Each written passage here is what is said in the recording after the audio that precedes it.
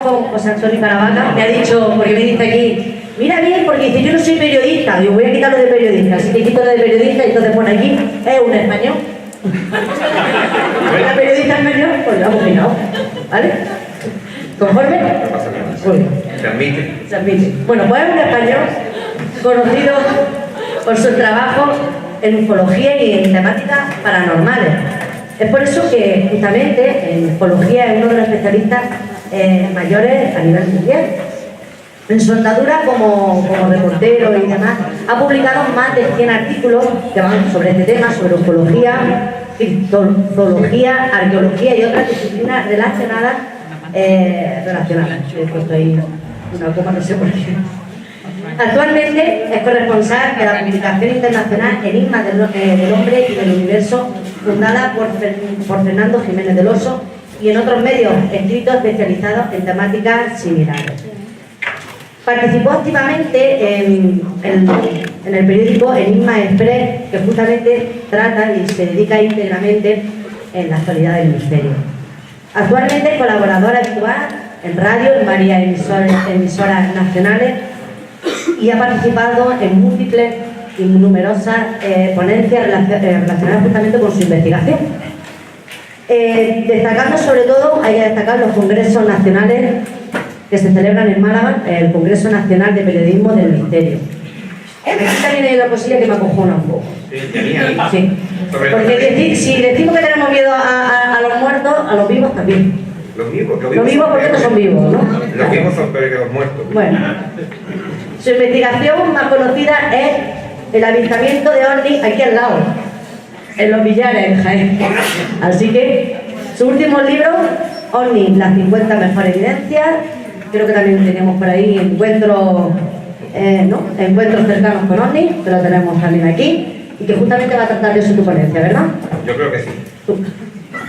¿Lo crees tú? ¿Español? ¿Te dejo? Voy improvisando. Vale. Pues muy bien, lo dejo con José Antonio Caravaca. Gracias.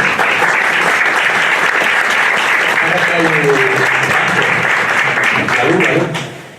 Vamos a crear un poquito de ambiente. Bueno, antes de nada, agradecer a los amigos de Lo Oculto de Baza, sobre todo a María y Pepe, que no sé por dónde andarán, por su ofrecimiento, que ya me hicieron extensible el año pasado, pero por circunstancias no pude acudir, y estoy encantado de estar aquí en este ambiente tan especial. Agradecer también a toda la gente que ha sacado fuerzas de no sé dónde para en una tarde tan mala como la de hoy venir aquí a escuchar a unos locos que nos dedicamos a estos asuntos. El más loco es el que está sentado ahí en primera fila, el amigo Jesús Callero. Bueno, así andamos los dos. Y vengo a hablar a lo Paco Umbral de mi último libro, Encuentros cercanos con OVNI, que me publica la editorial Guante Blanco, que dirige Alberto Cerezuela, en una colección, El Círculo del Misterio, que dirige el gran e incomparable Óscar Fábrega, que anda por ahí por el fondo. Ah, no, que está aquí al lado. Y si bien David advertía a la gente de que iba a poner unas imágenes un tanto impactantes para alguna alma sensible, voy a poner también, o voy a dar una información para las almas sensibles que tienen una opinión o una concepción sobre el fenómeno OVNI basada en la teoría extraterrestre, y que tienen todas sus convicciones pues puesto en que esto es la solución del enigma. Voy a hacer un repaso muy rápido de lo que ha ofrecido la ufología hasta el momento, un repaso muy rápido porque tampoco tenemos mucho tiempo, como me ha comentado Pepe. Se empieza a hablar de platillos volantes, de ovnis, de extrañas luces en los cielos, de extraños artefactos, a raíz de que este buen hombre, Kenneth Arnold, el 24 de junio de 1947, una fecha icónica para todos los amantes de la ufología, pues dijera que sobre los montes Rainier, allí en Washington, observara el vuelo de 9 objetos como el que estáis viendo, y que él no supo identificar. Hay que decir que en un primer momento Kenneth Arnold pensaba que, él no dijo en ningún momento que eran naves extraterrestres, que eran nada extremadamente sobrenatural o extraño, sino que simplemente podía tratarse de algún tipo de aeronave o de incluso proyectiles de la Fuerza Aérea. Incluso sus primeras indagaciones para saber la naturaleza de estos objetos fueron precisamente para la Fuerza Aérea. A raíz de esto hubo más avistamientos y comenzó a fraguarse lo que es el mito, o empezó a hablarse de los famosos platillos volantes, que sobre todo el cine se ocupó de que tuviéramos todos esa unión entre los platillos volantes y los seres extraterrestres, como estamos viendo en las imágenes. Bien, el cine B hizo varias películas que hablaba de... Aquí tenemos al hermano pequeño de Pitingo.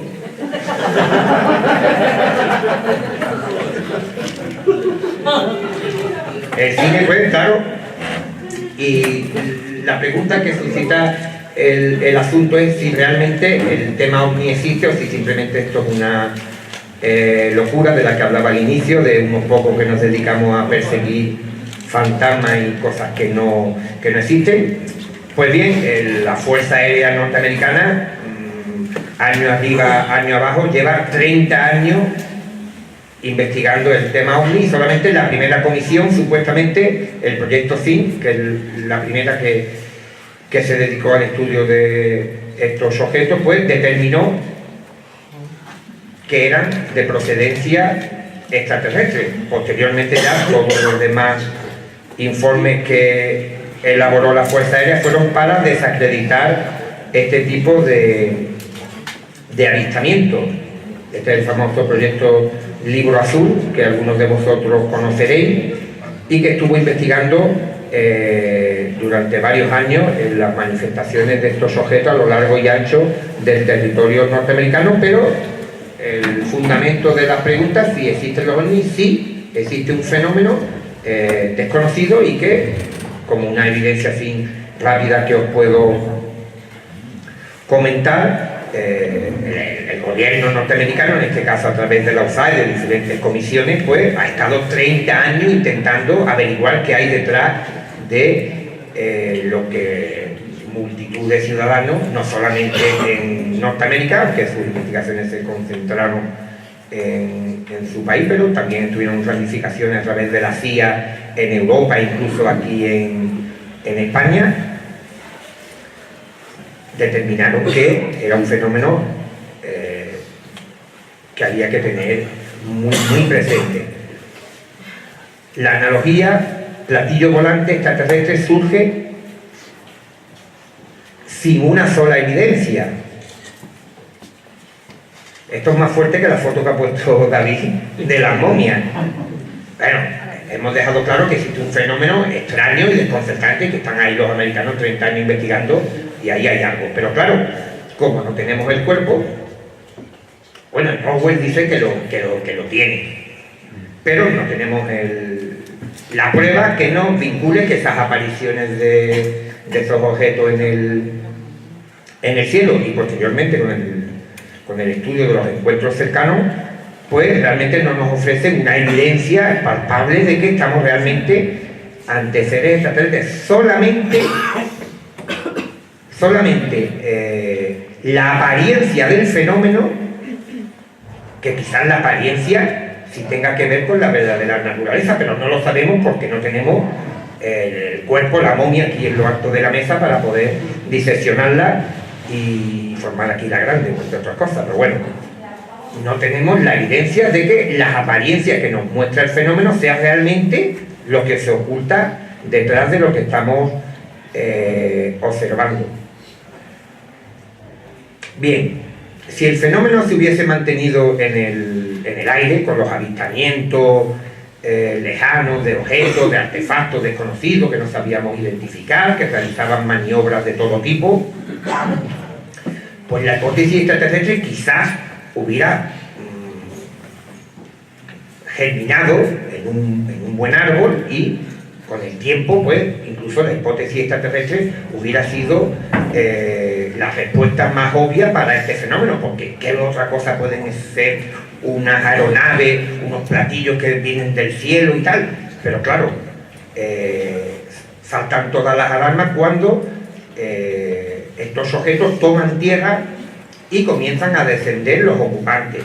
En un primer momento los investigadores, los ufólogos, rechazaron visceralmente el estudio de este tipo de eventos, de episodios, porque pensaban que iban a restar credibilidad a sus investigaciones. Si en los primeros años de contacto con el tema ya tenían dificultad de que no solo la opinión pública, sino que sobre todo la ciencia, los científicos tomaran en serio el avistamiento de objetos lejanos, pues imaginaros de un tipo en una granja de Wisconsin que dijera que había aterrizado un objeto y habían bajado unos tipos y le habían robado a lo mejor las gallinas que tenía en un corral. Por tanto, en los primeros compases los propios investigadores pues decidieron omitir, lo que para mí fue un graso error, los episodios, los eventos ufológicos que más información nos pueden ofrecer sobre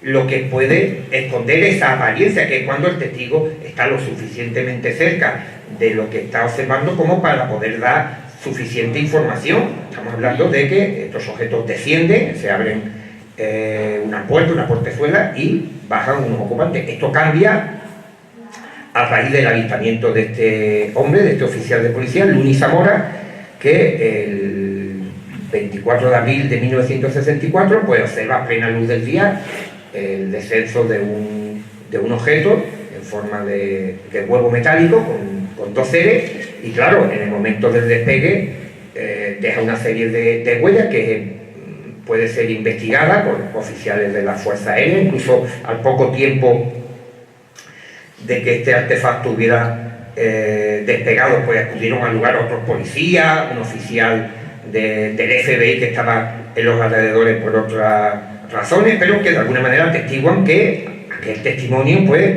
puso los encuentros cercanos en el disparadero. Ya los investigadores comenzaron a ver que detrás de algunos de estos episodios podían haber sucesos de suficiente... esto o es una máquina del tiempo, es una publicidad subliminal. El profesor Heiner era un astrónomo escéptico que colaboraba con la Fuerza Aérea, y precisamente con sucesos como el de Luni Zamora comenzó a creer que detrás de lo que él desde prácticamente 1947 pensaba que no había nada serio, pues vio que había un fenómeno digno de estudio. Son algunos de los apuntes que se encuentran en los documentos y en la prensa de la época, de toda la repercusión que tuvo este evento. Y aquí tenemos a José Juan Rivera, un ginecólogo de Algeciras, que el 26 de agosto circulaba por las afueras de Algeciras, en la zona del faro de Punta Carnero, iba con la intención de hacer varias fotografías de la zona del estrecho, por este mismo carril, cuando de pronto él informa de una situación que se encuentra repetida en multitud de otros eventos, no solamente ufológicos, sino en apariciones marianas, en encuentros con seres criptozoológicos, con seres fantasmales. Y este ya es un dato que nos puede señalar, que nos puede apuntar que las apariencias comienzan a no cuadrar con el fondo de lo que nos transmiten, que sean seres extraterrestres, porque si anotamos estas similitudes, vamos viendo que aquí hay algo mucho más complejo. Pues bien, José Juan Rivera me comenta, él solamente había hablado con el periodista navarro y famosísimo escritor e investigador Juan José Benítez, que lo publicó en su libro La punta del iceberg, y esto le trajo también muchos problemas, y él no quiso hablar nunca más de su encuentro con ningún investigador. Yo me tuve que hacer una serie de historias, creo que hay que tardar unos 20 años en poder entrevistarlo, y él me cuenta que él iba con la motocicleta, de pronto él vio que, o sintió que pasaba algo extraño. Parecía que el tiempo se había detenido, no se escuchaba ningún tipo de sonido, no corría ni siquiera el aire y estaba en esa tesitura cuando de pronto frente a él surge este individuo dando saltos que en un primer momento él piensa que se trata de un mono, de un circo que se ha escapado, es lo primero que se le pasa por la cabeza, pero se da cuenta que va como flotando. Desaparece entre unos matorrales, el ginecólogo va a la carrera y ya ahí descubre que no se trata de un mono de un circo, puesto que parece que se ha introducido en este objeto. Lo curioso es que en 1979, 15 años después,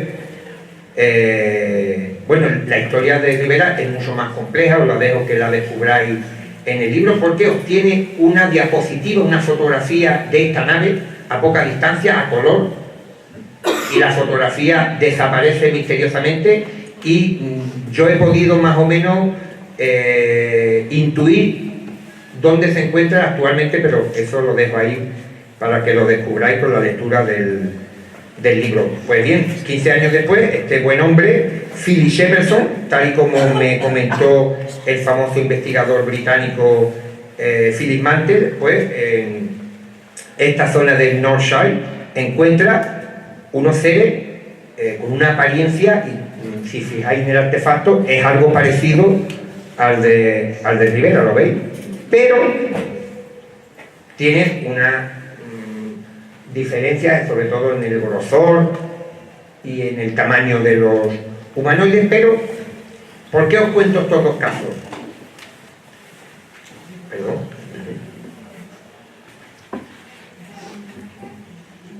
Bueno, primero lo cuento porque me encanta hablar de este tipo de situaciones. Mi mujer dice que ya soy un caso perdido. Cuando me conoció pensaba que era propio de la juventud, que tuviera este énfasis, pero ya se ha dado cuenta que no, que esto es una cosa que llevamos en pena y esto no. Pues bien, os comento esto porque si los encuentros cercanos hubiesen seguido este tipo de semejanza, las apariencias y el fondo se hubiesen unido. Pero ¿qué es lo que nos ofrece el fenómeno OVNI? ¿Qué nos ofrece? Casos que no tienen ningún tipo de relación unos con otros. Por ejemplo, en la propia Algeciras, a no mucha distancia de donde aterrizó el objeto del ginecólogo, encontramos el caso de Juan González Santos, que el 12 de marzo de 1981 él se dirigía con su vehículo por la carretera nacional 340 en dirección a Tarifa, en una furgoneta muy parecida en la que yo os muestro aquí la fotografía, y él ve un destello en el margen izquierdo de la carretera, que en un principio él, por los destellos, por el tipo de luminosidad, él cree que es algún tipo de ambulancia y que ha habido un accidente, pero claro, le extraña porque él conoce la zona bien y sabe que no hay ningún tipo de carretera y se extraña de cómo ha podido la ambulancia bajar ahí. Entonces él detiene su vehículo, se baja y se encuentra con este artefacto. Esto es una maqueta que me ha hecho el amigo Marcos Niciesa, que es un magnífico artista, con el cual estoy colaborando en un proyecto también muy interesante. Y él, fijaros, como le ocurre a muchos testigos, en un primer momento tampoco piensa que se encuentra ante nada extraordinario, y este algecireño lo primero que piensa es que se trata de un módulo espacial de la NASA, y dice, bueno, yo me acerco aquí, saludo a los astronautas, voy al pueblo y me gano con vida de cerveza ya hasta que me muera.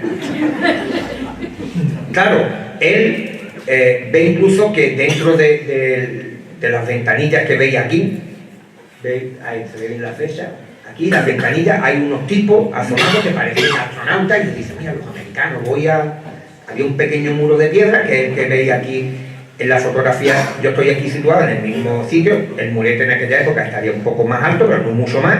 Él estaba aquí y decide, pues, dar un paso y dice, mira, me voy a acercar aquí a saludar a los americanos. Y de pronto, de una de las luces que había arriba, que él confundió con las sirenas de una ambulancia, le lanza él dice una llampa, el término que que él utiliza, y claro, y se queda como inmovilizado, como paralizado.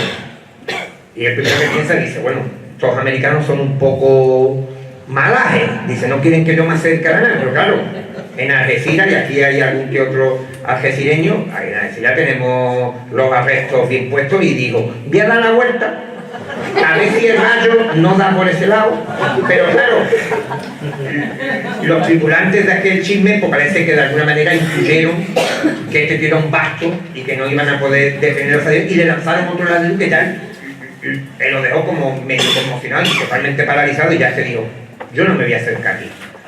El objeto repliega las patas, él dice que en un momento él ve que están discutiendo entre ellos, como que si bajan o no bajan, es lo que él piensa, pero que en un momento dado el objeto repliega las patas, se queda totalmente inmóvil, flotando a pocos metros del suelo y despega. Entonces, vemos que, por ejemplo, en una población como Algeciras, pues encontramos dos casos donde tanto los humanoides como el tipo de aeronaves no coinciden. Entonces, ¿qué nos dicen los archivos ufológicos? Pues aquí tenemos algunos de los dibujos que ha hecho Marco Nicieza, de algunos de los casos que estamos investigando. Aquí se ha colado una pistola y otras cosas. Esto no tiene nada que ver, esto es de otra cosa. Pero vemos la forma de las naves, que si pusiéramos al lado un dibujo de un hombre, de una persona, para que veamos la altura, ya no solamente veríamos la diferencia tan grande que hay entre los objetos, sino en los tamaños. Estamos hablando de 2 metros, 3 metros, hay algunos de 20, 25, 40. Esto es un hangar que ni siquiera George Lucas tiene, que nos ha mostrado en todas las películas que ha hecho de la saga de Star Wars. ¿Veis? Y por ejemplo, este que veis aquí, era pequeñísimo, una especie de dron, en una época que no había drones como ahora, la década de los 60, fue observado por unos niños. ¿Veis? Hay todo tipo, este parece una especie de helicóptero con ruedas y todo, este es un cohete, y este era grandísimo, que tenía varias docenas de metros de envergadura. Claro, si unimos esto a que la tipología de los humanoides también es vastísima, como diría Óscar Fábregas, pues fijaros.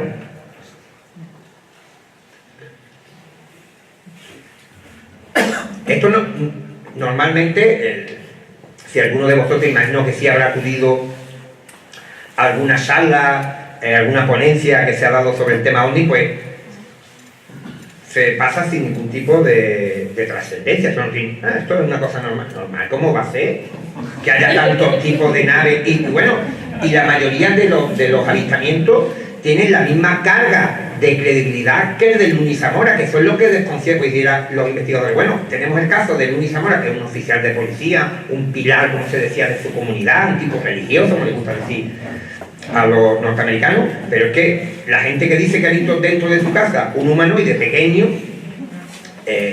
tiene la misma carga de honorabilidad y de realidad en lo que cuenta que el testigo que te habla del caso más sorprendente. Mira, aquí tenemos el caso de Flagwell, un clásico de la ufología, en que una maestra de escuela con varios niños, pues después de ver cómo descendía un platillo, pues vieron una criatura de 2-3 metros de altura, con la apariencia tan terrorífica como la que además hubo también evidencia física, porque el objeto desprendió una especie de neblina o de gas que tenía los mismos efectos, muy parecidos a los gases lacrimógenos. Los testigos pues tuvieron distintas dolencias, tanto a nivel respiratorio como en la zona ocular.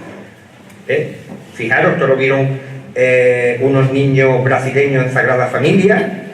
Eran unos seres de 2 metros de altura, de que hablaremos después. Tiene una especie de antenita en la cabeza. Esto lo vieron en Croacia en el año 67, una especie también de astronave, pero ya estáis viendo que hay una serie de divergencias, de diferencias. Esto lo vieron en Japón, en Kofu, si lo nombro bien, sí, en una población cercana a Hinode, sobre las 7 de la tarde, en el año 75, de 1,30 m de altura, fijaros. llevaba incluso una escopeta colgada del hombro. ¿Qué podemos decir de esto? Nosotros contra un hombre dentro de un clarín. Se asustaron los dos. El ser levanta las manos. Y la pregunta sería, ¿quién era más feo, el testigo o el humanoide? Bueno, este hombre necesita una depilación como el Comé, ¿eh? Entonces estáis viendo que para algunos investigadores esto lo cuentan como diciendo, bueno, es que el planeta Tierra es una especie de zoológico en medio del cosmos y aquí vienen infinitas civilizaciones. Es mucho suponer. Ya estamos viendo que la apariencia que nos muestra el fenómeno, siendo real, porque eso no se puede discutir, es un fenómeno real y desconocido, que todavía no hemos llegado a dilucidar su origen, aunque dice el profesor Callejo que esta noche vamos a intentar en un cuerpo a cuerpo llegar a algún tipo de conclusión. Yo lo creo algo complejo, pero lo vamos a intentar.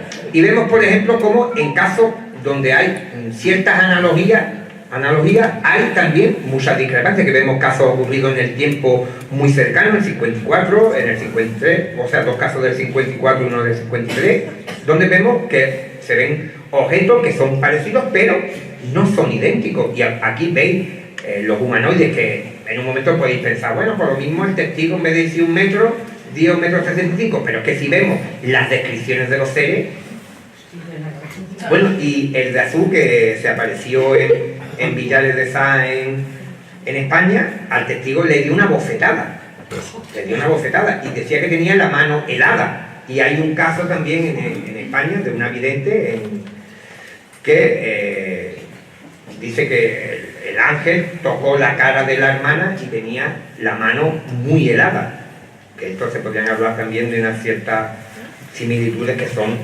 desconcertantes y a todas luces que nos añaden muchísimos elementos para la discusión, para saber qué son estas apariencias que nos transmite el fenómeno. Entonces, la paradoja es que la cercanía del fenómeno, claro, los investigadores empezaron a decir, bueno, cuando analicemos los aterrizajes ovni, obviamente al tener mucha más información que los sucesos lejanos, que los avistamientos de luces, de artefactos que se ven en la distancia, que en un momento dado están abiertos a un montón, a un abanico muy amplio de explicaciones, pues ofrecerían más datos, pero no, ocurre esta paradoja, la cercanía del fenómeno se transformó en lejanía. ¿Por qué? Porque había tantos casos diferentes unos de otros, tantos tipos de naves, tantos tipos de individuos que surgían de estos aparatos, que no sabíamos realmente a qué nos estábamos enfrentando. ¿Qué son los encuentros? Bueno, aquí la imagen se corta un poco, pero bueno, aquí arriba veis, a ver, lo que los investigadores, la mayoría, piensan que es extraterrestre. Y aquí vemos los encuentros cercanos. Que está, imaginaros que está sustentado con varios pilares más, pero para no ser aquí una cosa interminable, 5 pilares fundamentales, y aquí lo que yo denominaría el factor mental, el factor humano, más, aquí tenemos el factor, que por pequeño no quiere decir que es menos importante, pero porque tampoco me cambia, me pasé con... Esperad, lo vemos ahí. Tenemos, ¿cómo podemos demoler la idea extraterrestre? Primero, lo que hemos hablado, la tipología de humanoide. El bueno de Antonio Rivera, uno de los grandes ufólogos españoles, decía que al igual que en el planeta Tierra hay infinidad de razas, hay pigmeos de apenas 1 metro de piel oscura, o hay escandinavos de 2 metros de piel clara con los azules y tal, pero claro, todos tienen 2 brazos, 2 piernas, 2 ojos. Las características morfológicas son iguales, pero es que los humanoides, esos son cada uno de su padre y de su madre. Los tipos de naves, otra cosa que a todas luces, pues de alguna manera indica que el fenómeno ovni no tiene ningún tipo de lógica. Y añadimos a la lógica el factor azul, lo que es lo que los tripulantes de los ovnis nos cuentan cuando bajan de estos artefactos. Los ufólogos en aquellos primeros años pensarían, bueno, esta gente cuando descienda dirá, mira, venimos del sistema tal, hemos venido en una nave tal contactos, ya. Aquí los 4 no. ¿Qué es lo que dice? Por ejemplo, hay un testigo, que el amigo Calles conoce bien el caso, John Trasco, que iba con su perro, baja y le dice unos extraterrestres que tenían como la piel de color aceituna, unos ojos saltones, y le dice: somos gente de paz. Hasta ahí, bien, vamos bien, pero los tropean, dicen: somos gente de paz, solo queremos a tu perro. ¿Habrá perro abandonado?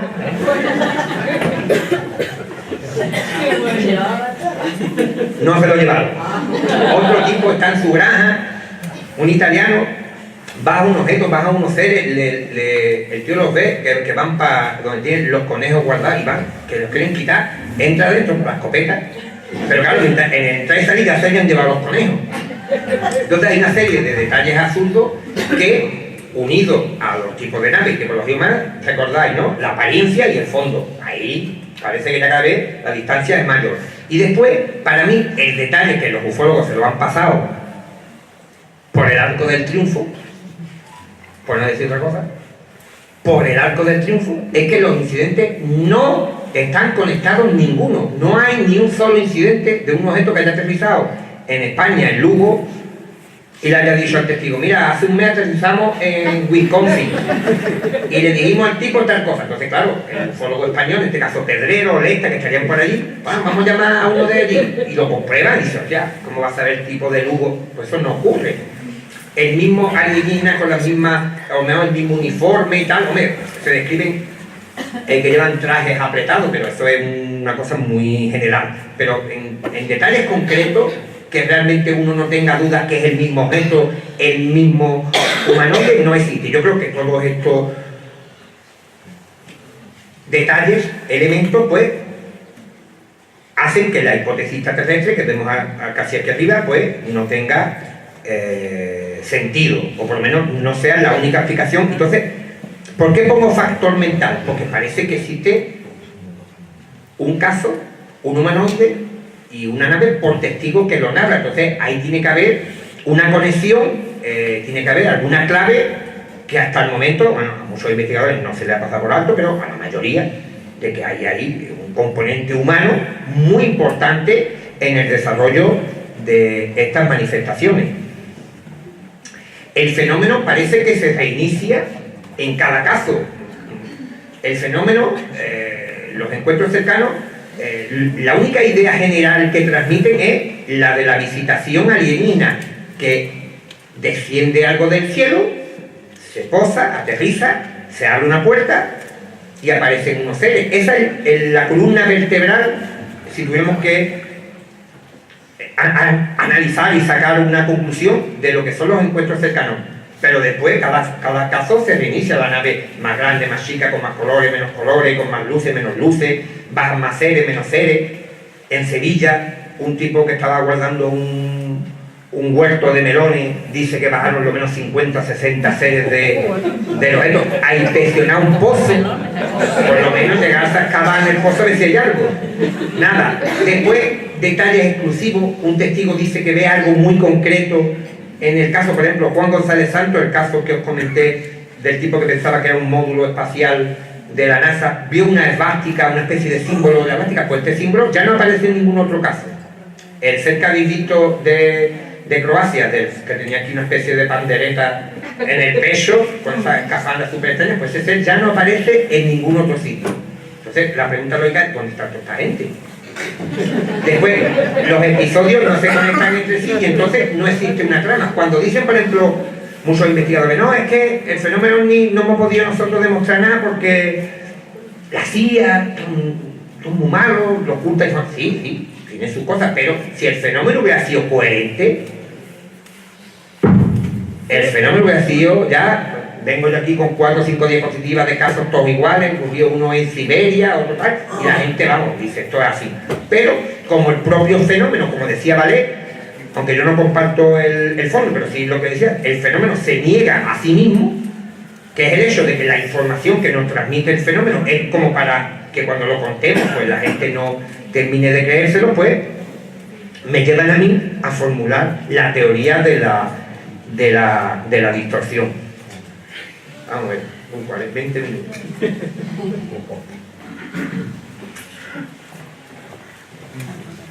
Yo creo que existe un agente externo, algo que estoy intentando delimitar, y después os daré una idea de lo que puede ser este agente externo, pero no creo que sea un extraterrestre, que conecta con el testigo. Lo que veis aquí en amarillo es lo que el agente externo aporta a la creación del encuentro, y es prácticamente la idea que os comentaba de la visitación extraterrestre. Pues le está, en el momento que conecta con la psique, con el inconsciente del tipo, pues bien, extrae del testigo la forma del platillo, la presencia de humanoides, si va a haber o no va a haber humanoides, la tipología, el comportamiento, si va a ser evasivo, curioso, violento, detalles concretos.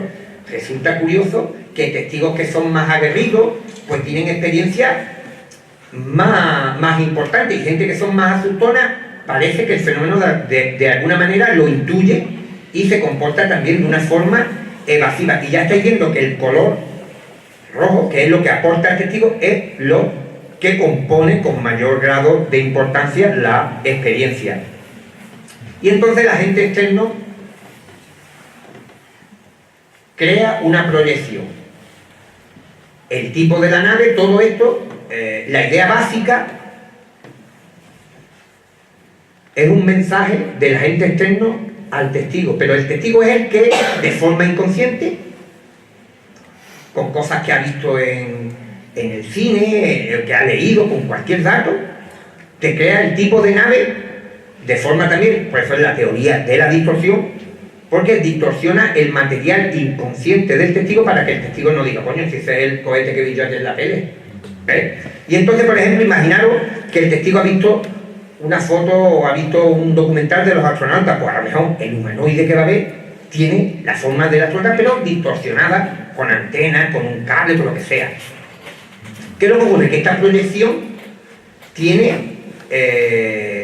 o puede tener, componente físico y dejar huella sobre el terreno, y realmente no se trata ni de una alucinación, ni se trata de ningún tipo de trastorno mental, ni nada, sino que realmente esa proyección parece que está ahí, que los seres se comportan de forma independiente y que realmente la apariencia invita al testigo a pensar que se encuentra delante del descenso de una nave procedente de otro planeta. Entonces, un concepto interesante de la teoría de la distorsión es que antes de que se produzca este encuentro entre el agente externo y el testigo, no existe nada, ni la nave, ni los seres, ni nada. Solo durante que se produce el encuentro es cuando todo el contenido se crea.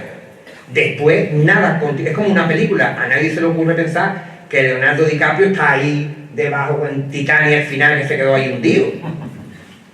No existe una continuación. Todo lo que nosotros observamos durante el encuentro cercano tiene una vida efímera. Todo se crea para el momento concreto en que el testigo tiene este tipo de experiencia. Aquí tenemos al gran investigador gaditano fallecido hace pocos años, Andrés Gómez Serrano, que investigó el caso y que aparece en muchísimos libros de Juanjo Benítez, y gracias a sus libros pues tenemos conocimiento de muchas de sus investigaciones. ¿Os acordáis del caso de Juan González Santos? Pues cuando yo hablé con él, permitidme, esto es más impactante que lo de las momias. Estoy diciendo esto con una cara como diciendo, madre mía, lo que está contando este hombre. Bueno, pero vamos a ir dando algunos ejemplos para que nos hagan una idea. Cuando yo hablé con Juan González Santos, él me comentó que pocas semanas antes de su encuentro él había visto un documental de la llegada del hombre a la luna que le había impactado por las imágenes que habían puesto a todo color y tal, que le había llamado mucho la atención. Fijaros en el módulo lunar y la nave que él ve.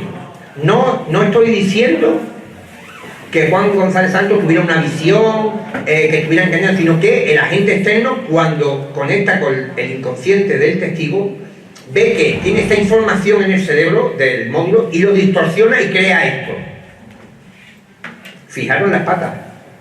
Y Juanjo Benítez estuvo allí con Gómez Serrano y con un ingeniero y vieron que en los sitios donde se había posado el objeto había unos orificios y dentro del orificio había unas hojas que estaban dobladas con la misma forma del cuenco. Por tanto, es un episodio real. Estamos hablando de encuentros que tienen solvencia y que no se tratan de ensoñaciones ni alucinaciones, pero fijaros la distorsión que encontramos en la pata. Los seres decía que tenían unos auriculares, fijaros en las imágenes, pero el detalle más importante, fijaros, él trabajaba en protección civil y estaba muy acostumbrado a ver sirenas de ambulancia, de coches de policía, y él decía que el objeto en su parte de arriba tenía sirena. Pero ¿cuál es el detalle realmente único en la experiencia de Juan González Santos? Que él dice que tenía una especie de esvástica en la nave. Yo estoy convencido al 99%, se lo decía antes al amigo Callejo, de que este tipo de elementos se pueden encontrar incrustados en la memoria de los testigos. Esos detalles únicos que cuentan, que son irrepetibles, que no se encuentran en ningún otro suceso, se encuentran más fácilmente que otros, porque son, como digamos, la firma, el autógrafo. Pues bien, Juan González Santos era muy aficionado a los temas bélicos, al tema de la Segunda Guerra Mundial, y tenía cierta predilección por el bando nazi. ¿Qué símbolos ve en la nave? Una especie de esvástica distorsionada. Este objeto se lo encuentra un tipo en el año 66, quiero recordar, en mitad de una carretera atravesado con letras y números. Letras y números. ¿A qué os recuerda esto? ¿No os recuerda una especie de avión, de helicóptero? Pues el tipo trabajaba en una base aérea y dice que del objeto no baja un extraterrestre, un cíclope, ni baja un pequeño gris con ojos rasgados, sino que baja un tipo con una gorra de béisbol, pero verde, de verde caqui militar, y que tiene incluso, fijaros, galones en el hombro. ¿Puede existir una civilización extraterrestre que tenga un humanoide como un cabo primero?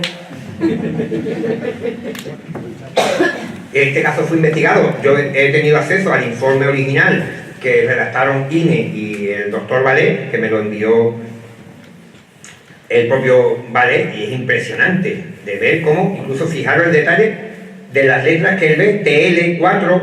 El 4 decía en los informes de la USAF, del proyecto Blue Book, que lo investigó, decía que podía ser un 4 o una A, pero fijaros la distorsión.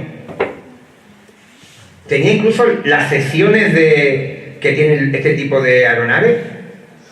Esta imagen es muy pequeñilla, pero bueno, fijaros en esto.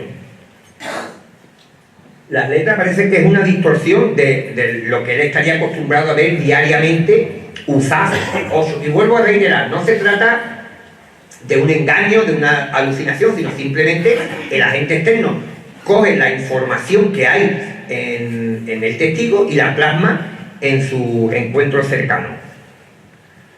Por tanto, estamos hablando de que existiría casi una biblioteca infinita. Por ejemplo, el caso de Rosa Lotti, que en el año 54, un día de difunto, precisamente el mismo día que me encargó el amigo Oscar Fábrega el libro, un día de difunto, 1 de noviembre del 54, va al cementerio para entregar unas flores a sus difuntos, y atravesando un claro de un bosque se encuentra con este chisme y dos seres que se reían, parecían más bien dos seres más propios de literatura élfica que de alienígenas. No llevaban ni escafandra, llevaban estos atuendos que parecen pijamas con capas.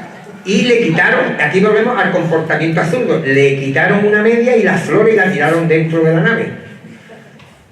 Entonces, por ejemplo, este tipo de nave no la volvemos a encontrar en otro. Y lo extraño es cómo esto, para la mayoría, para pues, no para algunos investigadores, pero para la mayoría ha pasado desapercibido. Bueno, que este aparato no se ha visto más. Eso Esto es inconcebible y vamos, y desde mi punto de vista, una falta de entendedera, vamos, increíble. ¿Dónde podemos encontrar este aparato? Mira, esta mujer, ¿qué es lo que podía el agente externo ver? Pero queréis ver una imagen todavía, mira, la portezuela. Evidentemente esta mujer no tendría una literatura espacial en el inconsciente, ni veríamos muchas películas y tal, pero sí, con elementos mundanos se puede crear el encuentro. Pero ¿qué nos recuerda todo esta escena? Le pido perdón a la mujer de Callejo por hacer tanto referencia a su marido, pero ya que lo tengo aquí. ¿Qué le recuerda esto a todo el mundo y sobre todo al amigo Callejo? Fijaros, una imagen de 1879 para el libro Duendes Británicos, si no me equivoco. Fijaros, no que se trate del mismo caso, pero fijaros cómo tiene cierta reminiscencia, que estamos hablando de fenómenos que parecen entrelazarse de manera asombrosa. Si la teoría de la distorsión está en lo cierto, deberíamos encontrar que debe haber referentes inconscientes que son más populares que otros y que deberíamos encontrarlos más plasmados en incidentes que otros. Uno de ellos es el muñeco de Michelin, súper famoso. Pues yo me he tomado la molestia de intentar recopilar, con mucho gusto lo hago, la verdad. Sarna con gusto no pica. Me tiré, yo qué sé, una pila de meses buscando casos, también con ayuda de Albert Rosales, un tipo de Miami que tiene una base de datos increíble de este tipo de sucesos. Y si estáis lo cierto, ¿dónde debería de haber más incidentes de gente que ha visto que se ha bajado del ovni, del platillo volador, un humanoide, un astronauta de otro mundo, como el muñeco de Vivedú, que es su nombre, en Francia? ¿De dónde es Vivedú? De Francia. Incluso en la isla de Reunión, que es un protectorado francés, no hay muchos casos, pero hay unos pocos, pues hay dos que se han visto el muñeco de Michelin. Blanco y en botella. Los niños japoneses que vieron el tipo este de ese bajo de las perillas, fijaros, en una serie de televisión que había de la época, esta es más difícil que lo hubieran visto, pero también era popular en Japón, pero fijaros en las orejas y tal, las arrugas. No quiere decir que los niños se lo inventaran. Cuando la gente externo contacta, pues toma, ahí tiene la forma del humanoide. Y claro, ¿qué fue de las escafandras, de los trajes espaciales? Esto con el paso del tiempo, al principio de la década de los 50, sobre todo en el prodigioso año de 1954, pues la mayoría de los tripulantes de los platillos volantes llevaban escafandras, llevaban equipos de respiración autónoma, se veían también criaturas de todo pelaje, nunca mejor dicho. Pues todos estos seres, con el paso del tiempo, y sobre todo a partir de la década de los 80, con el tema de las abducciones, cuando ya los medios de comunicación eran más potentes, que ya las noticias se conocían en todas partes con una velocidad increíble, pues comenzaron a informarse de más avistamientos de este tipo de individuos. Pero no porque este fuese el extraterrestre real que ocultaba o se ocultaba detrás de las máscaras del otro que hemos visto, sino que en el inconsciente está más presente este tipo de humanoides, pero sobre todo en Estados Unidos es donde registramos más abducciones con esta apariencia. Aquí en Europa y en España apenas encontramos este tipo de humanoides. ¿Qué pasa con la huella? Pues preguntaré, bueno, si se trata de una proyección, fijaros, ¿qué encontramos después del aterrizaje de un platillo volador?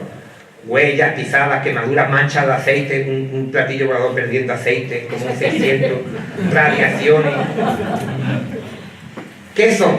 Si os fijáis, son distorsiones de lo que cualquier persona, por ejemplo, en la Edad Media, cogéis un tipo, lo sentáis en una silla y decís, bueno, ¿qué huellas podemos encontrar de un medio de transporte? Dirá, bueno, pues las ruedas del carro, las cagadas del bicho que vaya tirando, pero no va a decir radiación, no va a decir quemadura. ¿Por qué? Porque no asocia Hombre, lo de las radiaciones puede decir uno, hombre, es que en aquella época la radiación no se conocía, pues sí, ahí se lo compro. Pero claro, la quemadura lo podía haber dicho, pero no la asocia a un vehículo, pues decía, bueno, ¿cómo puede un vehículo quemar? Nosotros sí, porque hemos visto los vehículos de combustión, los automóviles, los aviones y tal, y decimos, bueno, pues un platillo volador tiene que quemar. Pero imaginaros, si realmente fueran extraterrestres, podían manufacturar una nave en su país, en su planeta de origen, y cuando vienen al nuestro, pues esa energía, imaginaros, para funcionar de la forma que funciona, desplazándose en las vastas distancias estelares, pues al despegar, imaginaros que convirtiese todo el lugar donde ha estado, lo cambiase de tonalidad al azul. Las piedras, la hierba, la arena, todo al azul.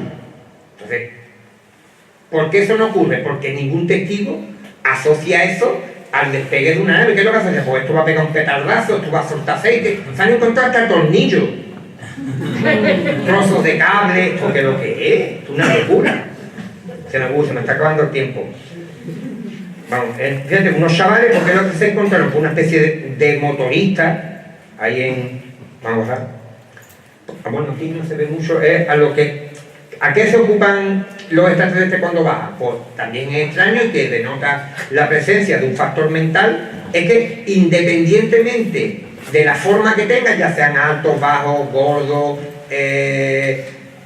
apenas un palmo del suelo, pues se dedican a recoger muestras del terreno, con palas, con sacos, con él no vaya a creer que va a sacar una cosa tecnológica, con una pala como nosotros. Después, a reparar la nave. Hubo un caso en que bueno, yo es que ya cuento cosas que incluso no vienen ni en el libro, pero bueno. Una testigo con la suegra, mientras el marido estaba cazando, vieron cómo aterrizó un objeto y se pusieron allí como a reparar la nave. Entonces esto es muy común, incluso durante la oleada Eishi. Están reparando la nave, parece que no, sacan el motor, lo reparan, baja otra nave con más gente para ayudar, y como nos pasa a nosotros, parece que lo han reparado, pero cuando van a meterlo no entra. No ha pasado que sacáis las cosas de algún sitio, o no entraba. Claro, en la misma entrevista que da el testigo, este caso ocurrió en Berlín, pero no en Alemania, sino en Nueva York. Hay una región que se llama así, una localidad. Y esta testigo en la misma entrevista daba las claves. Ella decía que de pequeña, dice, esta escena me recordó a cuando mi padre en la granja se le estropeaba el tractor y venían todos los vecinos a ayudarnos. ¿Qué pasa? La gente externa contacta con Samuel, ve esa escena familiar, la recrea, la distorsiona y fabrica esta vez y aparte del accidente en carretera, lo de reparar la nave, una cosa, un concepto muy humano. Después también inspeccionar los alrededores, como le ocurrió al tipo de los melones. Bajan 40 humanos, venga, 40 humanos de mirar un pozo. Con un disparate. Después hay otro detalle curioso, que todos los extraterrestres tengan la apariencia que tengan, porque todos tienen rayos de luz para contar a la gente, para paralizarla. Esto es una cosa que vamos. Después, el factor absurdo, que yo creo que este es una de las cosas que más se ha hablado del fenómeno y que ha contribuido a que no quería hacer esta foto, ¿qué? Y el factor absurdo, pues decía Jacques Vallée, al cual yo admiro, pero yo creo que se equivoca. Él decía que el factor absurdo lo introducía de forma consciente el fenómeno ovni para que cuando los testigos contaran los casos no lo creyesen. Era una forma que el fenómeno se autonegaba. Pero claro, esto partiría del supuesto de que los alienígenas tienen que saber lo que es la lógica para después representar algo ilógico, por ejemplo, que quiten las flores. Por ejemplo, ¿sabéis que los cíclopes que hubieron los niños en Brasil? Uno de los extraterrestres le dio a los niños, le hizo este gesto, de irse a la cama.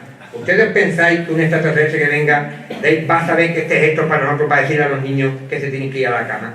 Por todos estos aspectos, aquí hablamos. Entonces, desde mi punto de vista, esto me pasa a mí muchas veces en mi biblioteca cuando estoy escribiendo, el factor absurdo es simplemente un mecanismo parecido al de los sueños, que es el que en los sueños tenemos pesadillas, el tiempo se altera, y simplemente es un mecanismo del proceso de cuando el agente externo contacta con la psique el proceso que hace que se forme la distorsión, la proyección que ve el testigo. Ese es el proceso que es muy parecido a lo mítico. No es un sueño lúcido, ni es una alucinación, pero el proceso es muy similar y por eso tiene esos componentes absurdos, porque el mecanismo es prácticamente análogo al de los sueños. Bueno, no voy a hablar de esto de los platillos. Ve, por ejemplo, aquí, rápidamente, porque está el amigo Pepe allá mirándome. Yo creo que no son ni extraterrestres, ni viajeros en el tiempo, ni extraterrestres, ni antiguos astronautas.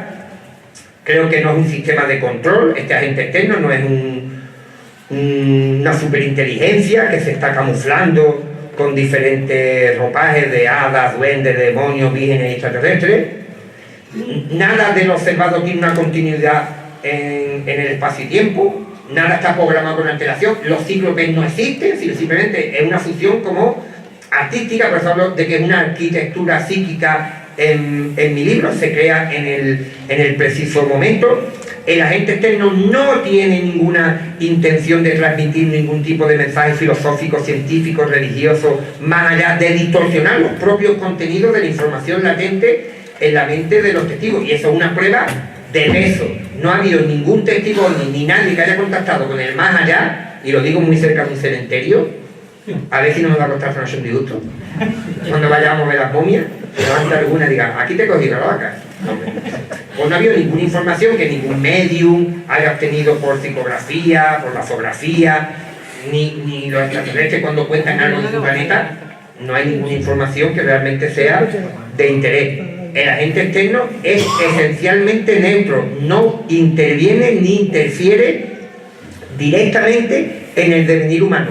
Cuando se produce algún tipo de injerencia, yo hablaba en una discusión que ya casi es mítica en el Mari con Callejo, que me va a pedir royalty por mencionarlo tanto. Hablaba de la conquista de España de Chile, de Valdivia, que a los indígenas de la zona le bajó una esfera del cielo, bajó una señora y le dijo que se rindieran a los españoles, y se rindieron a los españoles, y esto se puede interpretar como una forma de interferir en el devenir humano. Yo creo que no. Simplemente cuando el agente externo contacta con la psique del testigo, ve que este hombre no tiene miedo de perder su familia, de que va a haber una guerra, que va a haber muerte y tal, y simplemente, como no sería el aguerrido de la tribu, porque si hubiera sido el aguerrido, le hubiera dicho la tipa, ¡a por ello! Pero claro, el tipo tenía miedo y el agente externo le da igual que ganen los españoles, que se vayan, que se queden, que hagan lo que quieran. Simplemente es el potencial del testigo el que dibuja lo que vamos a encontrar en este tipo de experiencias, y evidentemente tiene una importante implicación psíquica, y la traducción, el contenido debe de ser descifrado pensando que estamos ante episodios únicos e intransferibles que surgen y que parten de la individualidad del testigo. El fenómeno no aparece, no bajan del cielo, lo hacen a través del testigo, porque si no es imposible que encontremos tanto. Cogemos un mapa de avistamientos ovni, y hay avistamientos en cualquier pueblo remoto. El otro día me decía David Cuevas, dice, voy a coger un día un mapa al azar un mapa de España, y al azar voy a señalar un pueblo, me voy a entrevistar testigos y seguro que encuentran testigos. Entonces, yo creo que no descienden del cielo.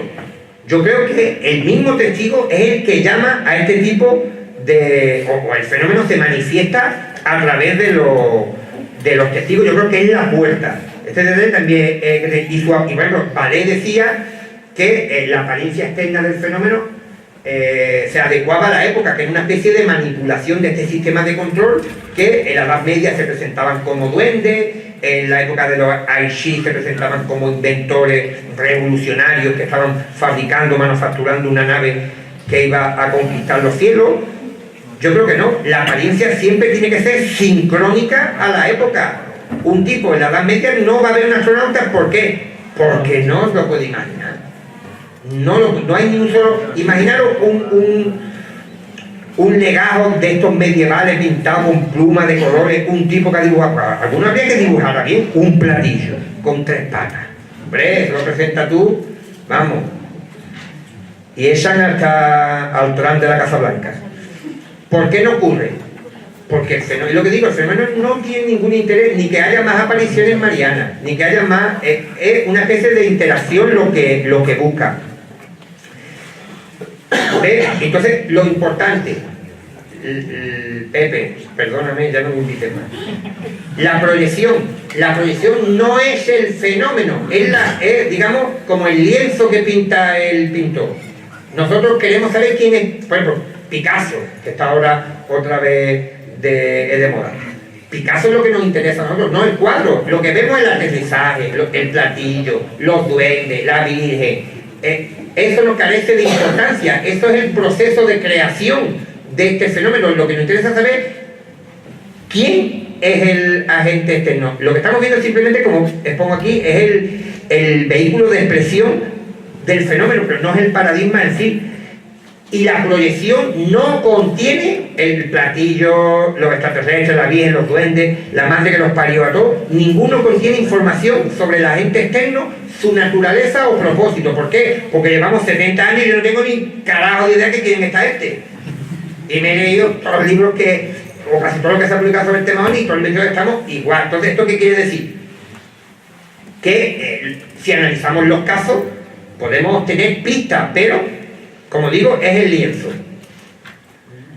Después, yo creo que esto es clave para entender. Yo creo que el agente externo está vinculado al inconsciente humano, como ha quedado evidenciado, quizás al colectivo, y su funcionalidad o su objetivo es interactuar con el ser humano en un proceso mental que nos muestra quizás porciones de realidad desconocidas, por lo que hablaba antes de que se ha notado que muchos testigos parece que están en un estado alterado de conciencia cuando se enfrentan a este tipo de fenómenos. Entonces, la percepción creo que es muy importante y hay que tener en cuenta. Y yo creo que este dato sí que creo que es interesante, lo otro regular. Es probable que la gente externo tenga otra forma de comunicarse o de interactuar con los seres humanos, aparte de lo más ostensible. Yo creo que algunos procesos mentales, creativos, incluso algunos desórdenes mentales como la esquizofrenia, fijaros lo que os estoy diciendo, me van a excomulgar ya de la comunidad zoológica. Bueno, nunca me han admitido, pero bueno. Pueden tener relación con el fenómeno, y esto sí que yo creo que esto no es de las cosas más novedosas de mi teoría. Yo creo que el tema OVNI, yo creo que estamos hablando de experiencias similares a lo que tenían los chamanes, los místicos, que tenían unos accesos a otro tipo de realidad. Y ahí se encuentra el agente externo, ahí ese es el mundo que nos está mostrando, y una de las formas de interactuar de este tipo de apariciones es el que hemos estado viendo. Y os voy a poner un último ejemplo, Pepe, perdóname, y María Zahir, Betty y Barney Hill. En el año 61 dice que lo aducen unos extraterrestres, que ven un objeto, una nave y tal, bajan unos tipos y se lo llevan al interior de la nave. Ya el primer dato que dan, que los investigadores se lo pasan por el arco del triunfo, es que van vestidos como militares nazis, con gorrillas y tal, no, extraterrestres. Y a Betty Hill le enseñan un mapa, el famoso mapa estelar de Betty Hill, y dice que el extraterrestre abre un cajón en la nave, desde un cajón, un mueble que tenía allí, abre el cajón,